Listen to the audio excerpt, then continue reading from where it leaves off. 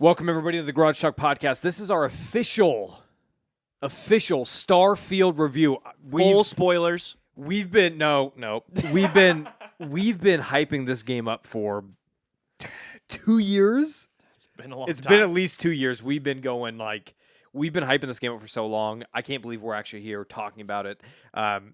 Before we start, I meant to talk to you about this with you before we recorded. Life comes fast, man. We are not prepared for this. But I understand. Well, I am. We're gonna go out of 5 stars. 5-star review. Are you Out of 5? Are you good with that grade? Are you good with that that's grade? fine. I think that works. In my head, that's what I've had all week. So Okay. Yeah, we're doing a STARFIELD review. We're not gonna spoil the main story, but we're gonna pretty much spoil all gameplay, maybe a few side factions. It's just part of it. You can't talk about the game without talking. But as far as like main spoilers for like the finale and everything, we're not gonna get in there. Not because I care about you guys, but because I'm personally not there yet. Vince is our lead reviewer here. Vince is the one who hit the ground running with this. Vince he's not married. He doesn't have kids. I've been falling asleep multiple times this week with the controller in my hand, like trying to grind away at this game, trying to get caught up. All I'm hearing is excuses. Excuses. It's all I have. All I have is excuses. But we're not going to spoil the main story, but we are going to talk about different stories that go on, different aspects of gameplay. So if you're a video game purist, which I don't think most people who listen to this podcast, I don't think are video game purists. They're normies. Yeah, they're normies. We like to call them. Is that Normies, They're normies. So it shouldn't be an issue. So if you haven't got that far yet, that's fine. We're just talking about basic stuff. But we will, if you are a normie and you're diehard about the story, we're not going to tell you the ending. No. Normies are people who... like, they're just playing for fun. If you're not a normie, if you're a purist like us, we're not going to spoil the end. A real gamer.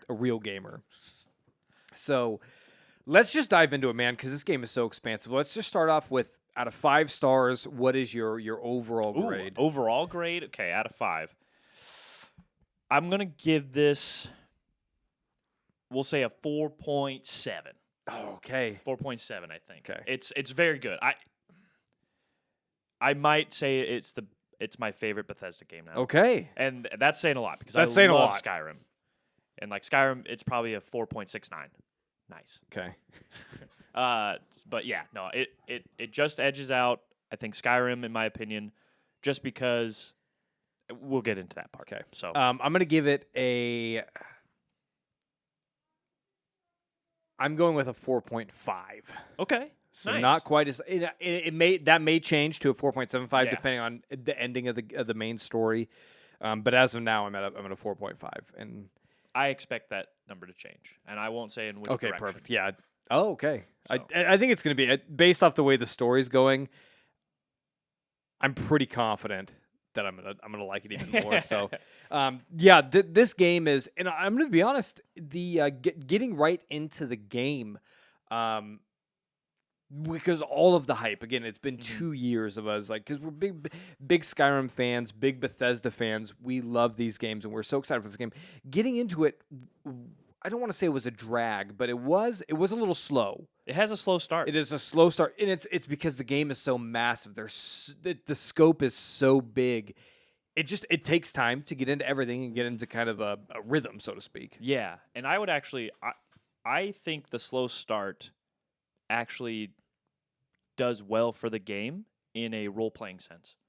Because in most other Bethesda games, speaking of Skyrim and Fallout 4, the most recent kind of examples, Fallout 4, you're thrown into the game which, spoiler alerts, I guess, for Fallout 4? No, Okay. we're fine. You're thrown into a situation where your spouse is shot in front of you, your child is kidnapped, and then you're thrown into the world like, okay, what are you going to do? Obviously, I'm going to go find who killed my spouse and my child. That's what I'm going to go do. I'm going to go murder somebody. Yeah. And Skyrim is like, you're thrown into this situation where, hey, you're the Dragonborn. Hey, we're gonna decapitate you. Yeah, a hero of legend. Dragons are back after being extinct for thousands of years. And now one's back to destroy time. What are you gonna go do? Well, I'm gonna go stop that. Whereas this game was just like, you're a random miner You know, you have you for You're one. you're not a minor as in like a underage. Right, You're, yes. you A mine. dusty. Yeah, You're a dusty. dusty, yeah. You mine ore. And you kind of are thrown into this kind of wild situation where you all of a sudden find a crazy artifact that kind of gives you a vision and stuff. But the game doesn't really push it as like this is like, universe changing, and instead it kind of just goes like, hey, you found this artifact. There's a group that has been studying these artifacts, and they're kind of just explorers. Do you want to go explore? It encourages you to go explore and just kind of find your own story as your character. So I've seen a lot of people kind of like saying that the game just starts really slow. I think that actually plays well into the role-playing aspect of the game. Whereas most Bethesda games make you, they kind of force your hand. Yeah, like I don't know, when I want to role-play the game, and when I'm forced to kind of think that the world's gonna end or my child is in danger, I need to go do that first before I can go experience the world around me. Yeah. Yeah, that's actually a really good perspective because I didn't think of it that way. I enjoyed it. I was saying it was slow in the aspect of learning how to play the game. Yeah, they don't give you a whole lot.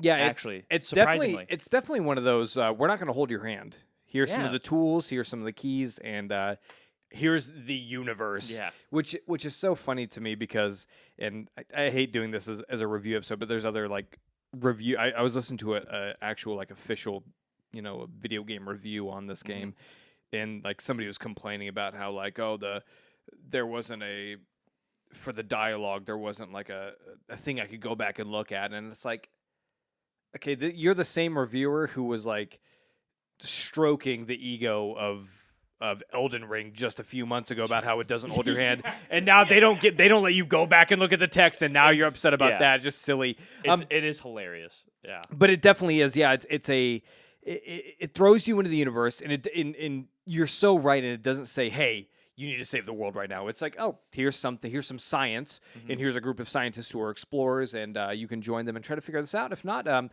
you go be a pirate. Yeah, go be a sheriff. Yeah, whatever you want to do, and I think it's set up definitely good for role playing.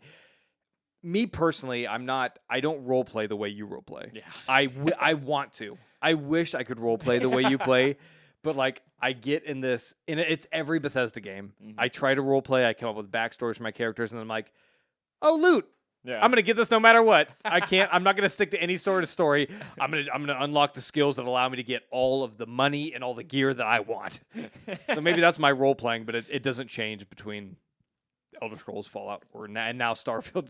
I'm the same guy in Starfield as I am as the Dragonborn. I do the same things. And see, my problem is like I make a character. They have like a very rich and awesome backstory. The character, of how they got and there. let's start with the character creation in this game. Oh, Obviously, it's great, just like all Bethesda games. All character creation is awesome, but this time we get this game is even catered more towards role playing because you get background options, you get history for your character that you can actually, because a lot of times with like Skyrim, when you're creating your character, you just make up things like in your own head. Yeah, it has to be all like, head canon. Yeah, it's stuff. like this is I'm gonna pretend nobody on Earth knows who my guy is, but I know it. Somehow I ended up in prison is usually how Elder Scrolls starts. So for Starfield, it definitely gave you the option to choose your background and different characteristics, and I loved it, man. I've heard people saying that they spent, and I could probably attest to this. I probably spent about 30 minutes in character creation, I would say. I spent the entire first night, August 31st. I spent the entire night. Yeah, from 7 p.m. to 10 p.m. I spent creating character. and people can get even more in depth because they took a little bit from Fallout where you can actually like just sculpt like your character's face, facial features, and all that. You can you can get down to the tiniest of zit on your character. Yeah, it's incredible. No genitalia customization though. Unfortunately, compared to most other RPGs, the other great RPGs that were released this year, for sure. No, so it is unfortunate. You do get to pick your pronouns though, and you couldn't do that in Baldur's Gate, even though you could have like a female body but male genitalia or vice versa. So Bethesda's very progressive. Yeah. So, which I think is like all politicking aside, so to speak, if you're gonna have a role playing game, you should be able to choose to the exact detail of how you want to be addressed. Like Yeah. I don't care what you feel about any sort of way. Like that's More how options? RPG should be. More All the options to options. role play? Exactly. Yep. Perfect. Give everything. I could care less. Like Yep. whatever your feelings are towards that sort of thing does not matter. Role playing games, more options equals better. I do want to say when I play these role playing games, I'm the exact opposite of who I am in real life. My character, I guess I'm not the exact because I play as a male character, but I'm Yeah. like I play as a male character who I can't be in real, like luscious long hair, tied in a nice 6'8". ponytail. Beautiful, yeah. Muscular, tall, beautiful. That's my guy in Starfield. I am similar. I usually pick to be like bald, very squat, ugly, sort of guy. Because you get to be tall and handsome in real life. You don't want to be that in your video games too. Yeah, no, gross. Everybody hates me usually in the game, as opposed to real life. So Everybody loves me in real life. So I play as you in the video game, and then you play as me in the video game. We kind of just play each other. Yeah, we can. Yeah. So diving right in, the game throws you at the Constellation group, and which brings you to your pretty much your main set of companions and romance options within the game, which may be a slight knock just because of the lack of diversity, I would say, especially compared to games this year, Baldur's, even compared to games of Mass Effect. Mass Effect's an old RPG from 08 to 012. You might have heard Tyler talk about and it. the romance, but you do see in this, Mass Effect's influence in this game for sure. Oh, yeah. And which is a good thing. I think all video games should aspire to take the good qualities of other games and instill those into your game. So kudos to Todd Howard and Bethesda for that. But yeah, you definitely we're limited to 4 romance options who are all part of the Constellation group. All pretty good looking though. Good looking. We did a good job of getting these attractive people. We got Andreja, who's a Russian woman. She was the one I went for right away. I don't know why I was getting like kind of Black Widow vibes. Yeah, I was pretty much already engaged when I met her, but I'm kind of towing the line now. Yeah. She's kind of charmed some me. Infidelity might be coming. And then you got your 2 Barrett, who's I love Barrett. Barrett's great. Barrett's awesome. Yeah. Sam's a bit of a tight ass Kind for of, me. yeah. And I I definitely try to put him in my place. But he has put him in his place. He does have a cool. I like his kind of backstory though. I feel like the characters are all fairly interesting. And actually, that's what once start getting into. Yeah, when Todd Howard said that the companions and the romance options were expanded in this game compared. It's definitely just compared to other Bethesda games. Yeah. They're not as expansive as they are in Baldur's Gate or even Mass Effect. But it is definitely nice to see because you think like the most fleshed out characters we have in like Elder Scrolls in the past are like in Skyrim, Serena. Yeah. Like that should totally be a romance option because you get to see her past, you get to deal with her daddy issues, all these other things. Like but you can do it. Yeah. So what they pretty much took all the great things from that and put it in this game. Each of the characters and each of the companions and the romance options definitely have a built-in backstory, which is very fun to explore and interact with the characters. Yeah, 1,000%. And the fact that they made Constellation 2 have a fairly diverse group of just not even just the companions, but just all the characters in Constellation. They all have really cool dialogue that you can get into. And again, a great job from the team at Bethesda where they include whatever your backstory was, and even sometimes like the skills that you've accumulated in. You now get extra dialogue options that might kind of add give you that some in more your conversations. Yeah, I do. Yeah, I like through the Constellation. Everybody's diverse in the sense of, and not even just for your own role playing and your interaction with you, but they all have diverse characteristics and like ideas on science and exploration, which I think is super fun. You have, like I said, Barrett. He's kind of like your big scientist guy, right? Big brain dude, and he loves talking to about science and everything. And you have Sarah. She's a very deep character. Sarah's my girl. Yeah, she's I cool. love Sarah. My thing was like the characters that actually like caught my interest were ones that can't even be your companion right away. Walter Eckrid? I can't remember. Eckridge. Now. Eckridge, yeah. I don't remember him. Him and his wife are the best character. They're awesome. I love their they're business partners, and they just feud all the time. They're like trying to one up each other. But they also love each other. But they also like, love you each can tell. other. Like when you get into the Ryujin storyline, which is a like big mega corporation on the planet of I don't know the planet's name. Neon.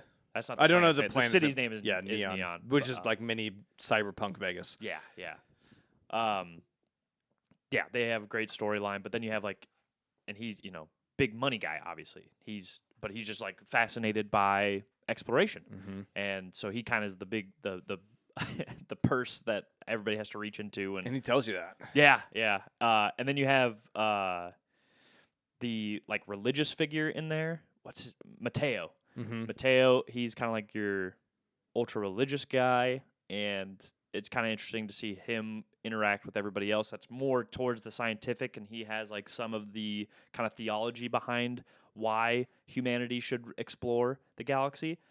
Another just kind of great parallel to everybody else. And so, yeah, I think they did a phenomenal job with the kind of NPC and interaction in this game. It's definitely interesting, too, because this game, and we talk about some of the freedom and stuff with this game for role-playing, but one of the limitations is this game forces you to go down the main story, you really have to go through Constellation. It's the only way to progress the main story. But they did such a good job with these characters that I'm okay. Like, no matter what character you're playing as, you can still interact. I feel like you can still interact with Constellation, no matter who you are as a character, and still progress the story in a satisfying way. Yeah, I don't 100% agree with that. Okay. I was kind of disappointed with the closest thing you kind of get to like if you were trying to play like a quote unquote evil character. If you wanted to be a space pirate and you're joining Constellation, yes, everybody they tell you like, hey, we don't care what you do out there. We just want you to explore and find more artifacts. But when you decide to be a space pirate and maybe join the Crimson Fleet, the big space pirate fleet in the game, they don't like anything you do.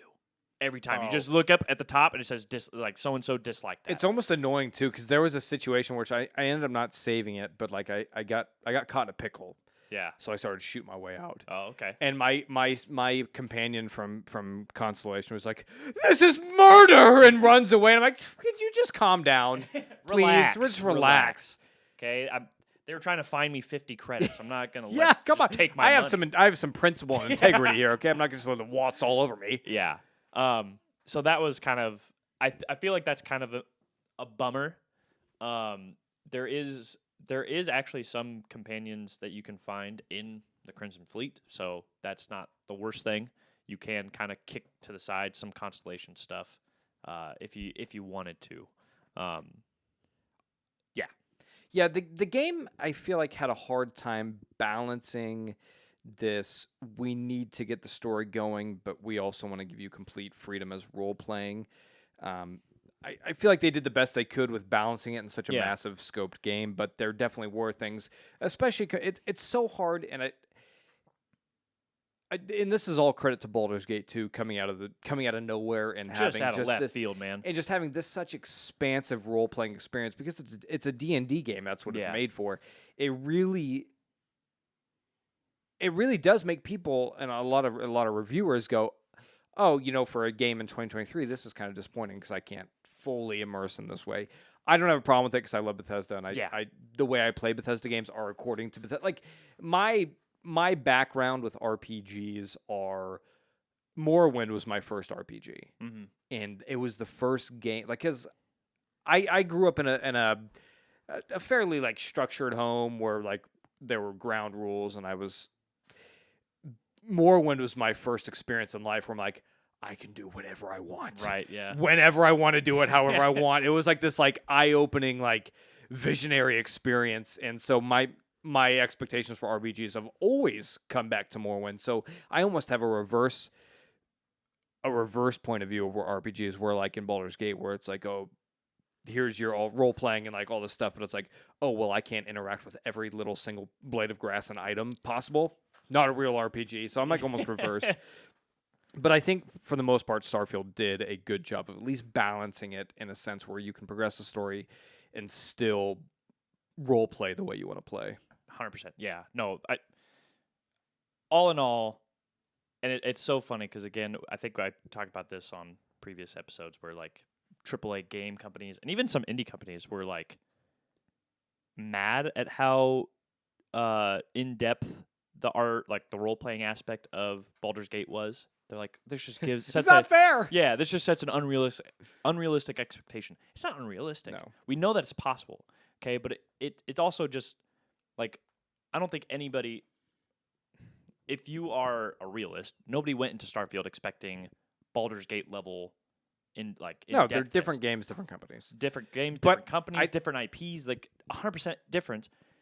But when you play other Bethesda games, you realize how far they've gone in making this just a much more in-depth role-playing game, and also just a as far as like game mechanics, they went an entirely different route in the leveling up system, which I've been liking a lot. I think I actually think the leveling system in Starfield is much more traditionally quote unquote RPG than Skyrim or Fallout. And I guess Oblivion and I think even Morrowind was super RPG. Yeah. But it's this thing too. It's success. It especially in any arena or any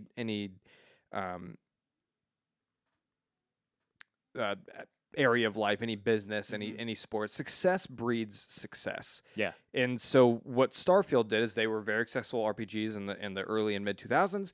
There were other RPGs who came along, did other things different, but were very successful in that, and that helped influence in turn Bethesda. Bethesda influenced other companies influenced Bethesda, and we're just going to keep getting bigger and better video games. I'm excited for the future, but I thought it was cool seeing those kind of influences within Starfield, saying like, we're already taking these other things that are great in other games and we're implementing them in an already established company that makes RPGs. Yeah. I love it. Some things, I don't know if obviously we're kind of loosey-goosey with this review and stuff, but some things that I kind of wish were better. Some critiques. Okay. How are your bugs? Let's start with bugs. Bethesda is famous for bugs. Yeah. It is. It's not a bug. It's a feature. It's a feature. That's Bethesda's it's part of the game. That should be their like motto. It's on the back of the case. It says featured bugs. Did you have any serious game breaking bugs or anything that was like detrimental to your experience? I had one time where I got stuck in a loading screen. I don't attribute that to like Bethesda though. Some Bethesda fun bugs I love is like if you get too far ahead of your companion and then you go into like a different area where there's like a short loading screen and then you get to and they just go fucking sprinting past you. Usain Bolt. Yeah, it's I still get a chuckle out of it. Again, like I don't think that breaks immersion. Like it's silly and it's just one of those games, like one of those things from the game that are hilarious. We talked about it a couple weeks ago on the podcast. I had like some random NPCs kind of getting into my dialogue. That was really funny. And again, gives me a chuckle. Doesn't break my immersion. I did have one bug that was pretty detrimental is an extreme word, but it was pretty jarring to my experience. Okay. And it was this I met up with this character and I was supposed to like kill her. I don't like space fights. I'm not good at space fights. Not because Bethesda made it bad, but just I'm not good at that. I'm not good at flying ships. The aerial, the combat. Yep. I'm just terrible at it. So I charmed my way onto this ship, and we met up face to face with this pilot. And she's like, "Oh yeah, I just brought here to kill you." I said, "All right, let's go, bitch." Yeah. Killed her. I took out my shotgun and blew her head off. And I was like, I kind of like this ship. I'm gonna take it. This spaceship's mine now. Yeah. I took it, landed it on port, broke my game. Stealing this ship from this dead character broke my game. I had multiple glitches. Like one time I took off from port and like the inside not the exoskeleton, but entoskeleton. What's the word there? Interior? The interior skeleton lifted out of the ship. The exoskeleton That's was so still in funny. it, and I took off. And then I wasn't able to fast travel. And then every time, like I landed on a planet and built a outpost, and then the save crashed. I couldn't reload. And then there was after that, it was at a point where anytime I would when you bring up your scanner and you can fast travel to your ship. Yeah. I did that, and I ended up in the middle of Saturn's atmosphere, and I was in this all-white gas area just floating around. And the only way I was able to fix it was to go fly back to New Atlantis, switch over my main ship back to the original, Yeah. and then haven't had zero and no problems Have you whatsoever. tried switching back since then? I did once, and it still did it? It was invisible on the dock. Interesting. It was it's really bizarre. I don't know. That is Yeah, strange. and that's the only and it really broke it because it was affecting multiple areas of the game. Yeah, that's a bummer. So, Because I've stolen a couple ships in my time, and I hadn't had any issues with it. Todd Howard was telling me I'm not allowed to be a pirate. That's pretty much what it was, I guess. The That is Starfield, unfortunate. the Starfield God wouldn't let me be evil. Yeah. Good news is too with that is that Bethesda did recently say that this is a game that they're going to continually support, fix bugs, introduce new. We're gonna get 4 stuff. different remastered versions between now Right. and 2037 And when hopefully Elder it's Scrolls not- 6 comes out. Yeah, and hopefully it's not, you have to buy out the game again You every will. time. You will. I don't think it is. I don't think You're gonna gonna go have that to, route. and you will happily. You will do it. I mean, I will gladly do it. I'll for be the like, Xbox, "Oh, yes, Tom. for the Xbox Series Z, Todd, not Tom. Todd. Yeah, You said Tom. I think I said Todd. Okay. I just didn't enunciate very well. all right. Anyway, more your critique. Sorry, it was literally a game breaking experience for me. Yeah, that's I wanted to unfortunate. share I'm it, very bummed. and I still love the game. Yeah, for sure. Some other things I didn't care for too much. We literally just talked about. Role playing. A bad guy. That's what I was. Yeah, That's what I was critiquing. you're not. The companions were too Yep, goody. yep. Okay, yeah. Sorry, we went off on a tangent there. What else? The maps too. Local maps. Local maps. I thought the universe map was okay. it's fine. Yeah, I don't mind it. Different too. galaxies Yeah, and stuff. That's cool. I think it's actually kind of cool. But local maps get me mad. I'm very upset when I don't open know. up the map for when I'm actually on planet and I'm just like, holy shit. Okay, fuck off. Like I'm just not going to open the map when I get on to a planet. There's no point. So that I'm going to be bummed about. Sounds like that's going to be something they're going to fix later. So that's good. But as of right now, very upset about that. The game also feels a bit like a loading screen simulator sometimes. You do a lot of fast traveling if you want to get stuff done. Like role-playing wise, you technically can. There was a streamer that she flew from Pluto all the way to or she flew from Earth all the way to Pluto. It took her 7 hours. She slept during it. She just let it go. And that's in one galaxy. This is a game one with multiple one solar system. This is a game with multiple solar systems. Yeah. So she did. She flew through it.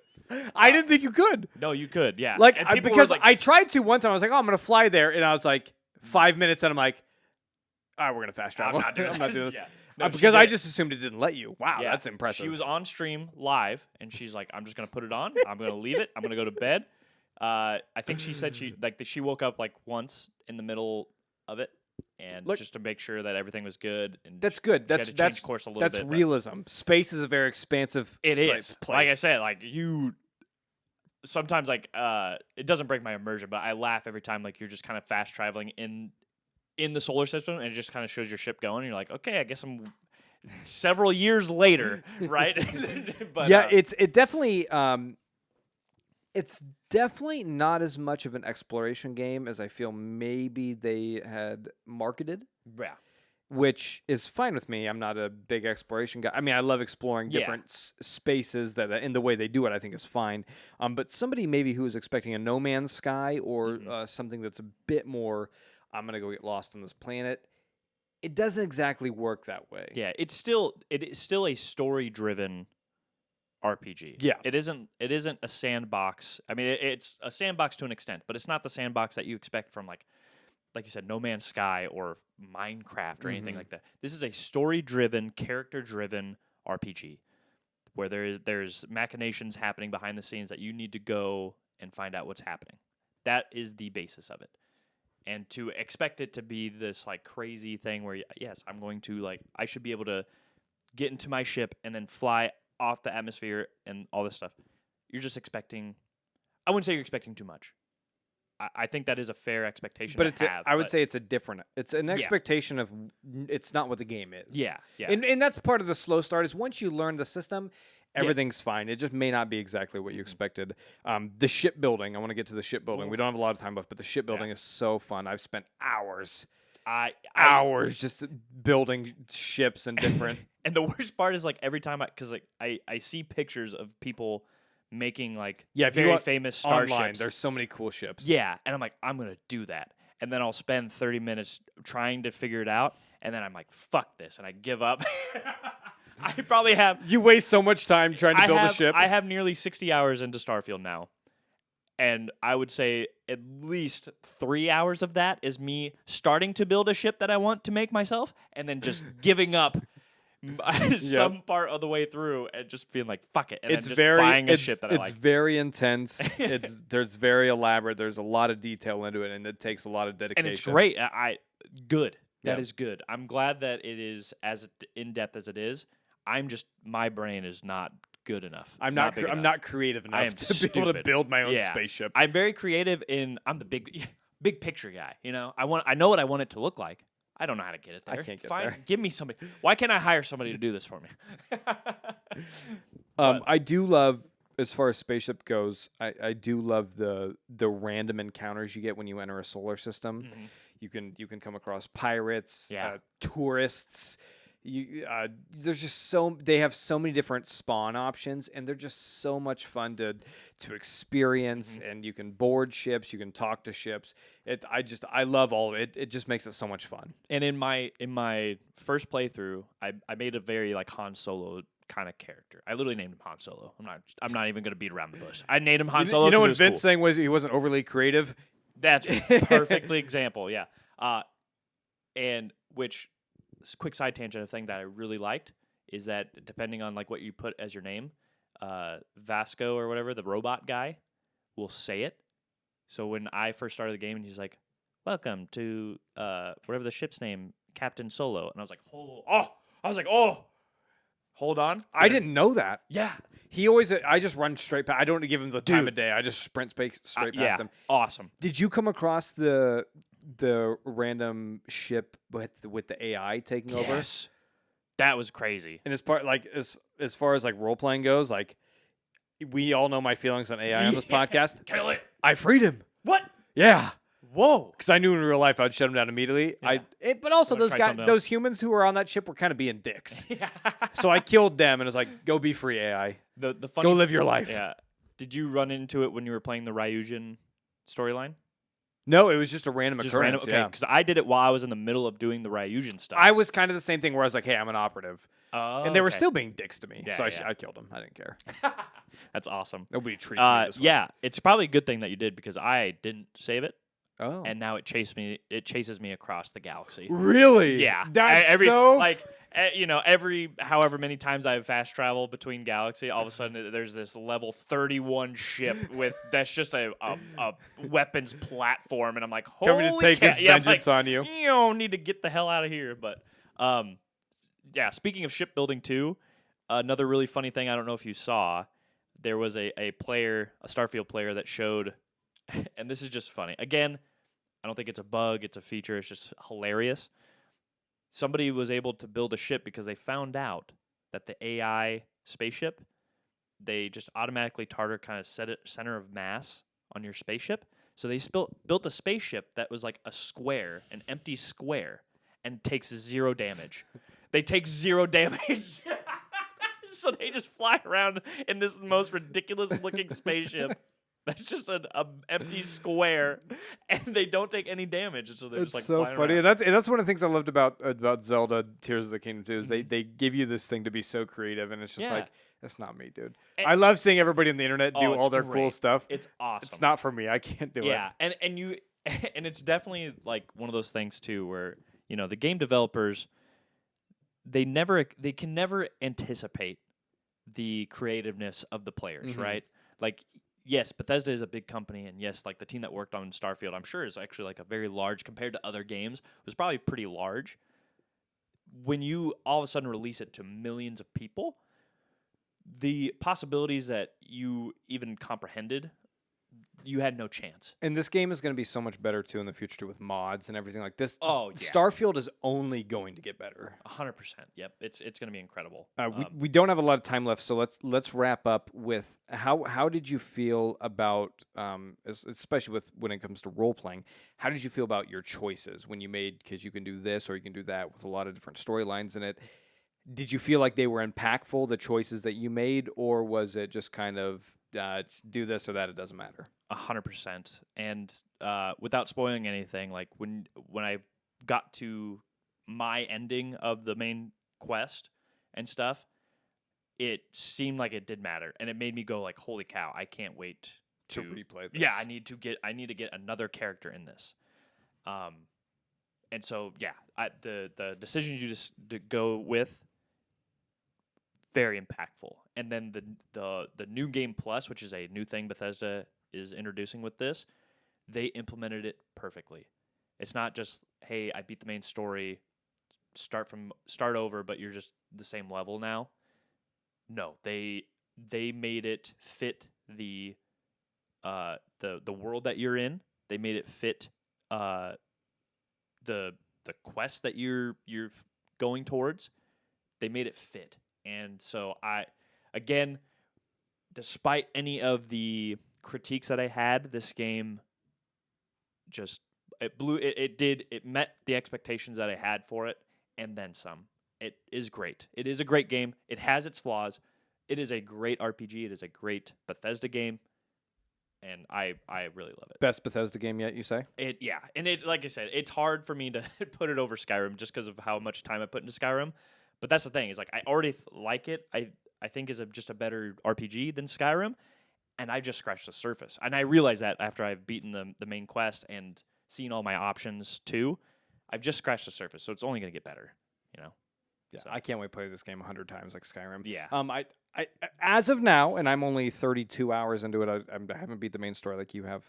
As of now, Skyrim is still my favorite because there's something about the medieval kind of style Fantasy that just fits with me. Still more, my thing with too. More, but dude, with mods, with updates, with remasters, this game really could be. I mean, it already is super special.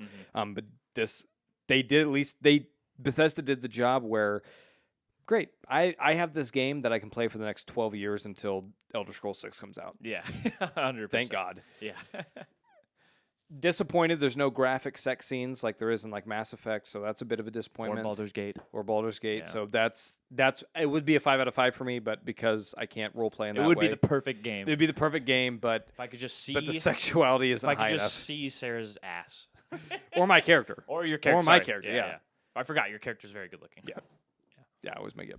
Yeah. If I could see both their asses in the same shot, this game would be. If I could just see penetration, please. If I could, this game would be 6 out of 5 easily. But that's listen, Todd, we want to market to mass audiences. Yeah. If you want to be a sellout, that's fine. But you're gonna get a 4.5 out of me instead of a 5. You'll never release the perfect game, Todd, until you kind of break that glass ceiling you put over yourself. I mean, seriously, BioWare broke my experience with video games. When I on Mass Effect Andromeda, when I got to have sex with my companion in the video game, and my character that I created and customized was fully nude with a muscular buttocks, like fully exposed, did wonders for me. Yeah, It put I didn't know I could feel this way. I didn't either. It put a high bar for all video games. Yeah. So, yeah, Starfield is amazing. Everyone should go buy it.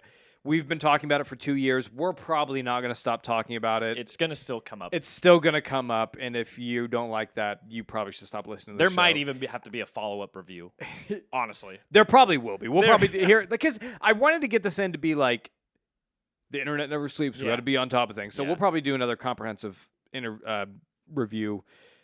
An interview with Todd Howard, obviously. Yeah, we'll get Todd Howard on the show to justify why I don't get to see my character's butt. Yeah. But yeah, that's Starfield. Everyone should go. I mean, I bought an Xbox for it. Vince upgraded his computer for it, and we're happy. Yeah. I don't regret a single thing. Nah. And I can't wait to keep playing. Like I've been grinding this game so hard. I can't wait to just relax and just play it. Because I just want to go get lost in the universe. 100%. Yeah. It makes me kind of wish we didn't have podcasts to do. I could spend all day playing. But, it is what it is. Yeah. Well, I'm on vacation for 2 weeks, so you have all the freedom you Oh, want. hell yeah. I'm actually. It's too bad that Tim hasn't played this game yet. I'm sad he doesn't get to experience this. I'm bummed. Tim won't make it past the first 5 hours. Maybe you let him borrow the Xbox. Absolutely not. It'll be too complex for Tim. I don't think his TV could handle it. His TV couldn't. But before we go, graphically beautiful game. Yeah. Yep. Frames per second with the Xbox Series X are a little bit low, but I don't notice too much. I absolutely love it. The game looks beautiful. Lighting's a little weird, but the game looks beautiful. Yep. Looks great. Plays great. All right. Well, that's our. Is great. If you expect anything else from this review, you haven't been listening or paying attention for 2 years. I don't think it could. There was no way we were not going to love this game. So, unless it came out somehow like a Fallout 76 sort of thing, like maybe, but yeah, if they duped us and we're like, oh, actually, this is a multiplayer game. Multiplayer game, base building, and blah blah blah. That's all it is. No story or anything. You'd be like, oh well, fuck you. We probably still would have loved it. Yeah, it's fine. It was inevitable. Yeah. All right, guys. Well, thanks for listening. We appreciate you, love you, and we'll see you next week. Goodbye. Bye bye. Tim, 20 seconds late. No, he's been here since we started.